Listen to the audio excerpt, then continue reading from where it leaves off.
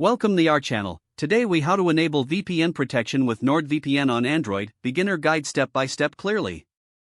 To enable VPN protection with NordVPN on your Android device, start by opening in the search bar, type NordVPN and press enter. Locate the NordVPN app in the search results and tap on it. Click the green install button to download the app.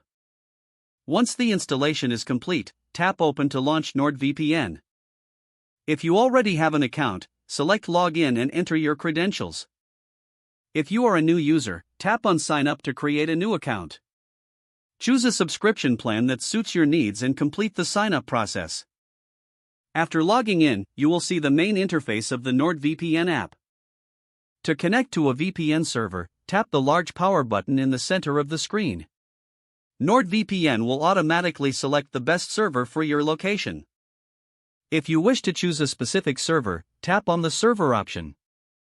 Browse through the list or use the map to select a country. Once selected, tap on the server to connect. Wait a few moments for the connection to be established. You will see a key icon in the notification bar once you are successfully connected. To customize your VPN settings, tap on the settings icon in the app. Here, you can adjust features such as the kill switch and auto connect. To disconnect from the VPN, simply tap the power button again.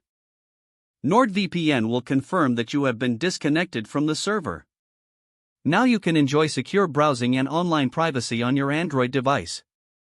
If the page does not load, refresh the browser or try again in a private or incognito window. Make sure you are using the correct email address, then retype it carefully to avoid small typos. If your password is not accepted, use the reset option and create a new strong password you can remember. Check your spam folder for verification or security emails, then complete any requested confirmation steps.